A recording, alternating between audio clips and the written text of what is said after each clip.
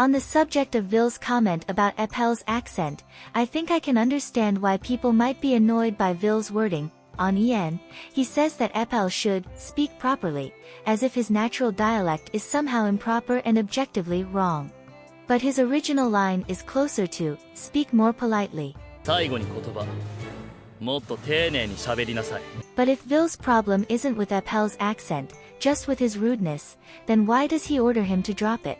Surely Epel can just speak politely while keeping his accent. There is another layer to this that is difficult to explain in English, but I shall try. The Japanese language has multiple verb forms that change depending upon who you're talking to at the time.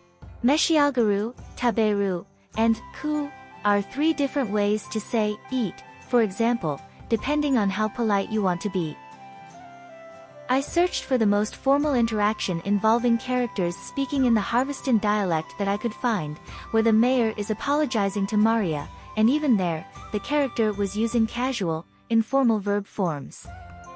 So that is what Vil is actually getting at. He wants Epel to use polite speech with his teachers and senpai, but Epel's original dialect might just not adhere to that system. The Harveston dialect clearly has its own ways to denote politeness, which must make sense when you're there, but outside of Harveston, what is a harmless and natural way of speaking becomes offensive from the perspective of everyone else. When Maria adapts her speaking patterns so that the visiting NRC students can understand her, she uses polite forms. Not able to have a student from his dorm obliviously insulting everyone around him through his verb forms, Vil bans Epel's accent entirely, presumably so that Epel can grow more accustomed to interacting with people from other countries and then learn to judge for himself the times, places, and occasions outside of Harveston where that degree of informality is appropriate, just like his grandmother does. This proper language misinterpretation comes up again in Epel's ceremonial robes vignette. In his actual dialogue, Vil is reminding Epel to use language that others can understand, which seems to be a consistent problem at the school, with Malleus, Deuce, Riddle, Sebek, Idia and Jade all commenting that they cannot understand Epel otherwise. 何を言ってるのか半分くらいわからなかった。何語？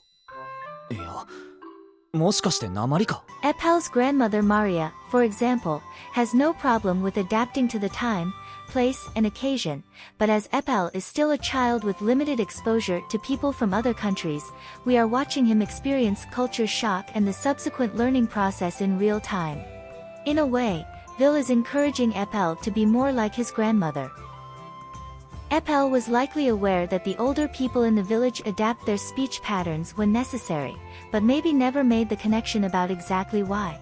He knew it was polite, but when early Epel shows up at NRC, he is already in fighting mode. Epel had no interest in politeness, which he might have seen as making concessions and weakness.